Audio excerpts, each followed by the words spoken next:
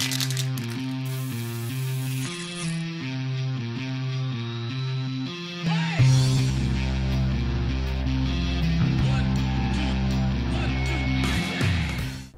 this is Robert Scoble, and we're here at the headquarters of Scribd in San Francisco, and we're going to find out a lot more about what goes behind this company that makes a really cool social publishing and reading site.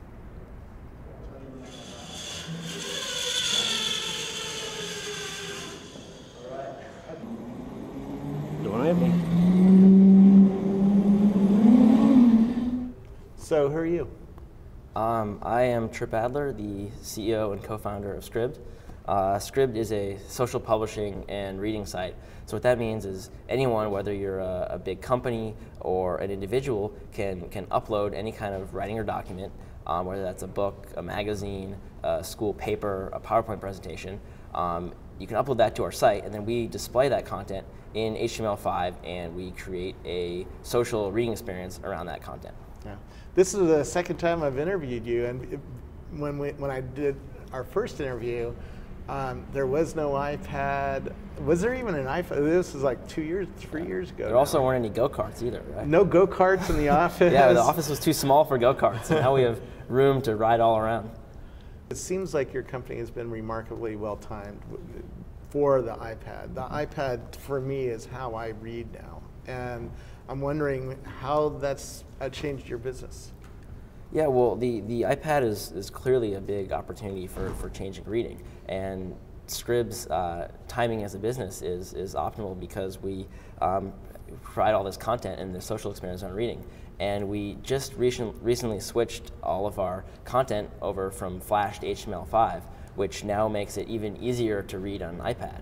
What is the iPad doing to your business? What are you seeing happen in the world because of the iPad?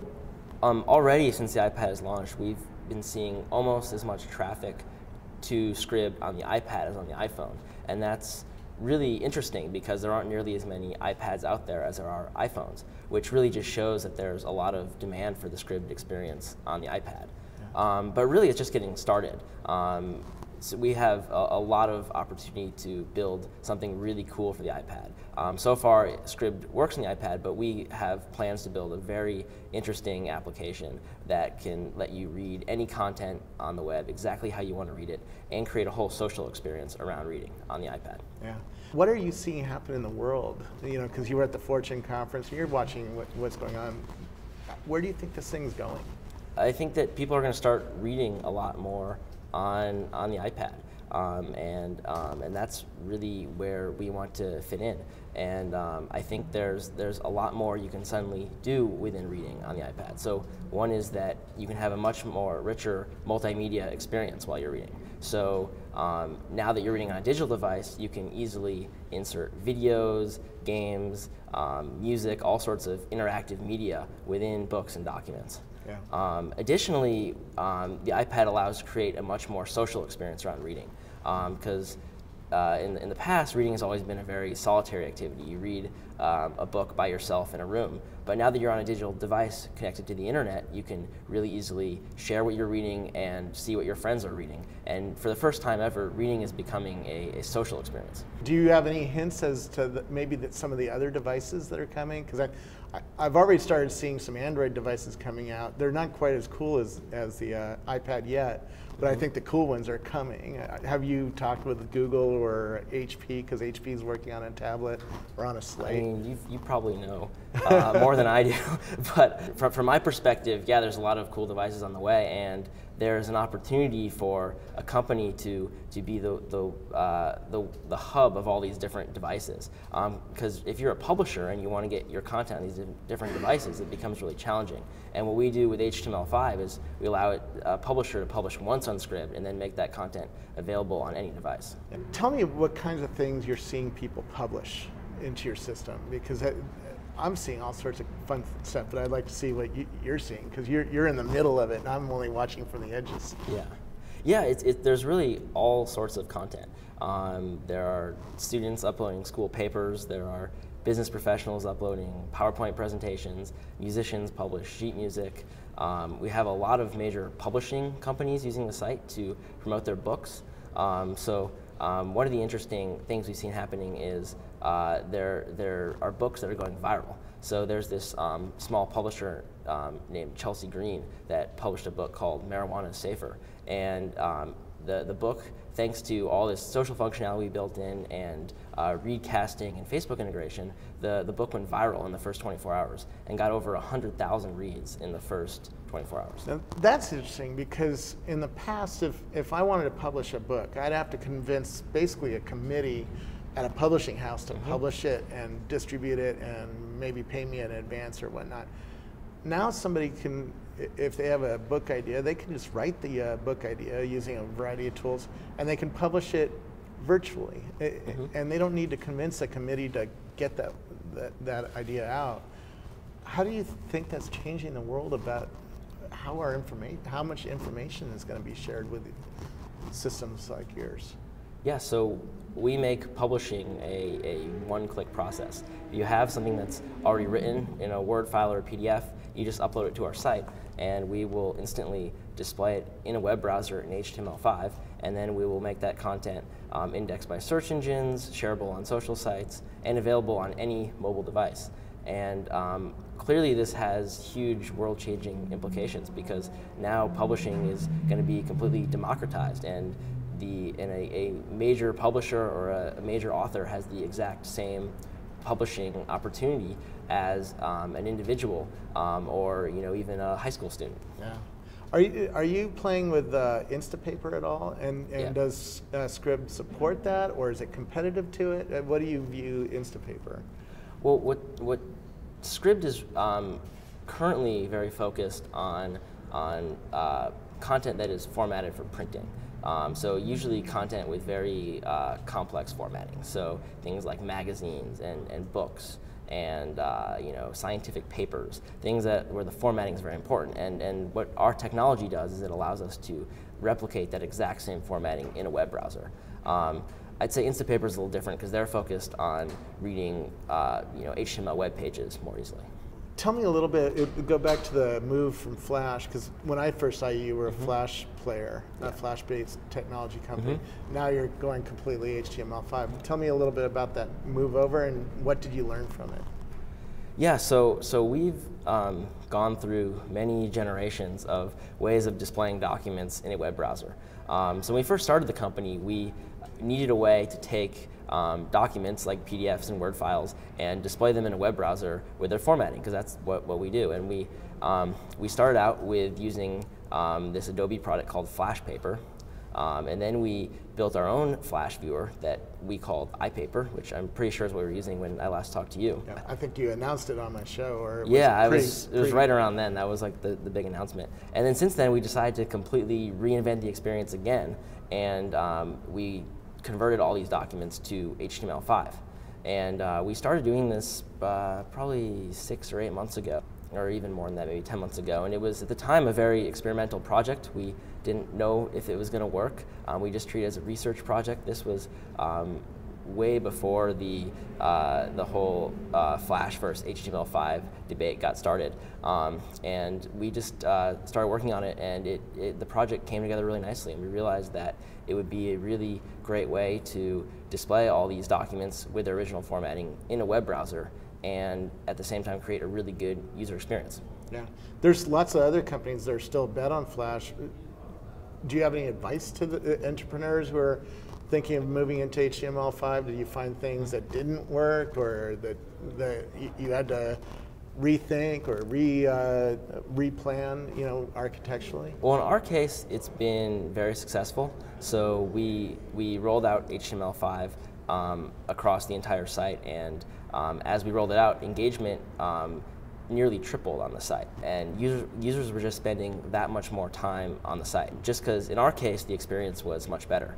Now, that's really true for our situation, where you're displaying print media online. I'm not quite so sure if that's true with other forms of media, such as video and games. I think Flash is still great for other use cases, but I think that for documents in particular, HTML5 is a better experience. Why do you think the usage went up that much? Do you have any? Were you doing focus groups or anything that's to watch people and why That's just what the data shows when we look at the time users are spending on the site.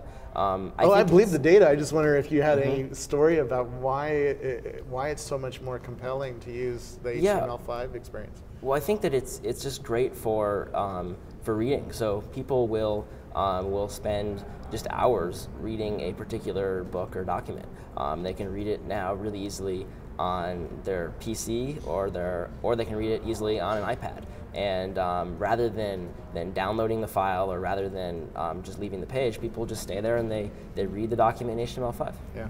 Did you have to do anything to make your site really look good in the various size browsers that are out there? Like my iPhone's a little browser and this has a bigger browser, and then you know, at home I have a nice big glass screen so I can display it much bigger. Do you have to worry much about that? And did you learn anything about these new screen sizes that are coming along?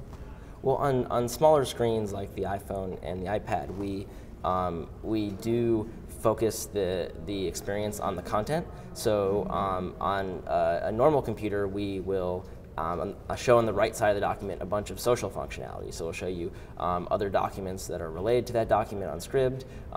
We'll show you what your Facebook friends are doing on Scribd. We'll have the functionality that lets you readcast what you're reading. Readcasting is where you can broadcast the world what you're reading. And on the iPad, for example, we take out that right column so that you can just focus on just the reading experience by itself. Have you done anything in HTML5 to do something fun with the iPad, like use multi-touch in some weird way or put an Easter egg or anything crazy? There might be an Easter egg, but you have to discover it, so I can't tell you about that. But, now I'm going to go play with it and look for it. Okay, we'll see if you can find it. We did do some cool things with view mode. So for example, you can make your document look like a book, like you're flipping pages. We also have built in the readcasting in a really cool way. So readcasting is the way to share it with Twitter and Facebook? So the idea with readcasting is that we want people to not just read, but also share with the world what they're reading. And that way you can see what your friends are reading. If there's a particular individual who you like to follow, you can see what that person's reading. And we've made it so that with one click, you can readcast what you're reading to your Scribd profile, but also to Facebook and Twitter. We have a lot of people who now do this. They turn Scribd into the site where they publicly share all their reading activity. And we even allow you to share passively what you're reading. So if you don't want to keep checking in every document, you can just set it to passive, and every single time you read something, it'll push that activity to your Scribd feed and to Facebook and to Twitter. Yeah. Is there anything you had to do differently for the touch interface instead of using a mouse? Did you have to rethink out how people would touch the glass instead of using a mouse? Well, the beauty of the iPad is it's and building an app in HTML is that it behaves like a normal web browser. So it's really just like a normal web page, except now we can show all this complex formatting and fonts and vector graphics that you typically have in documents that are normally stored offline. Tell me a little bit about the fundamentals of the company. What's been happening to adoption? Are you looking for funding? Tell me a little bit about what's happened in the last 2 or 3 years since we last talked. We started about a little over 3 years ago in an apartment in San Francisco. And there were just 3 of us at the time, and since then we've grown up to about 40 people. There's about 25 developers, so we're a very engineering-focused company. And we've raised about $14 million to date from Redpoint and Charles River Ventures. Originally we were funded by Y Combinator, and then did an angel round from the Kinsey Hills Group. Yeah. And we probably will be looking for a Series C relatively soon. Very cool. I bet now that the market for reading is opening up, and with these devices, and you now are a more mature company. You have HTML5, and you're embedded all over the place. I see your Scribd documents all over on Google. I bet there's a new kind of advertising coming. I haven't yet seen it, so I'm wondering if you're innovating on advertising or thinking about a new kind of advertising for this reading experience. Yeah, sure. Well, I can show you. How about I'll show you a demo of how HTML5 documents look on the iPad, and I can also show you what we're doing with ads. Okay. So first of all, here is an example of a document HTML5. Yep. So Forbes was the first magazine to put Warren Buffett on the cover. And what they did to celebrate his birthday was they went and they took all the interviews they'd done with him over the years, and they put it together into this one article that they published exclusively on Scribd. Yep. So they uploaded this, and this is what it looks like in HTML5. You can see it looks just like a real magazine, and you can flip through the pages. However, though, this is actual HTML. And you can see how you can zoom in, and it preserves the fidelity of the text. And then you can even you can copy and paste. So unlike what you see with some other applications for displaying magazines and print material online that just display images for the pages, we actually display the actual text. So you can copy and paste, you can highlight, you can search, but it still has the exact same formatting that the initial designers of the magazine envisioned. Yep. So what's really cool about this is we can now introduce some new ad units to the web. So now that we have this print-like experience online, we can now have print-like ads online. So what we can do is put a full-page glossy magazine-style ad inside of these documents. So if you're flipping through the pages, you can see you eventually get to, oops, I'm going too far, a page that looks like this, which looks like it's part of the content you're reading, but this is actually an ad that we inserted into this document. And since Scribd has tens of millions of documents and billions of pages, we're like the world's largest magazine, and it has a huge advertising opportunity. I bet in these pages you could put videos, you could put games. Exactly. You could put all sorts of interactivity. Mm-hmm. You could even put a Twitter feed in here if you wanted to, right? Yeah. Because it's assumed you're on the internet because you got to Scribd, and so you could have interactive pieces of that ad. Yeah, absolutely. I mean, that's something we're really excited about, and a lot of advertisers are also really excited about. And just the amount of inventory we have is huge. When we launched HTML5, we tripled the amount of ad inventory on the site, just because we went from people reading inside this Flash widget to scrolling through these long HTML pages. Yeah. It's a really cool idea to think about beautiful advertising the way we had beautiful advertising in our magazines. Mm-hmm. And I'm looking forward to seeing what you guys do with that. Has that affected yet your bottom line? Because these are still experimental pages, right? Yeah, so we're just experimenting. We really need to scale this advertising opportunity. Very cool. Well, I bet the next year will be fun to watch what you guys do. So another thing I'd like to show you is how you can really easily share what you're reading. So now when you're reading this, you can very easily recast this or passively share that you're reading this. And then what happens is it goes to your Scribd feed. So this is what your Scribd, let me find the Scribd homepage. This is what the Scribd homepage looks like. And you can see there's a feed of what everyone I'm following is doing on Scribd. And you can see just 2 minutes ago, Meg Whitman just published a document for her campaign. And you can follow, so let's back up. Mm-hmm. Tell me about the Scribd homepage, because I'm on the Scribd homepage, I'm seeing a lot of documents coming from a lot of people. Is this a full-blown social network that's separate from Twitter and Facebook, and are you really thinking about it that way? Yeah, I'd say we are. Scribd is a full-blown social network. Just like Twitter or Facebook, you can create a profile, you can follow other users, and then all their activity shows up in your feed. So we like to think of ourselves as a social network for reading and publishing. We're like the literate social network. So for people who are interested in finding things to read and for sharing what they're reading, that's what we're for. And then from here, you can also push this over to Twitter or Facebook into their relative streams as well, right? Yeah, so if you want to see just the activity being shared on Scribd, you can go to the Scribd homepage, and if you want to see just the select content from Scribd being shared on Twitter, being shared on Facebook, you can go to their homepages. Right. And we have all sorts of different kinds of users on Scribd. We have authors sharing their creative writing. We have major politicians like Meg Whitman.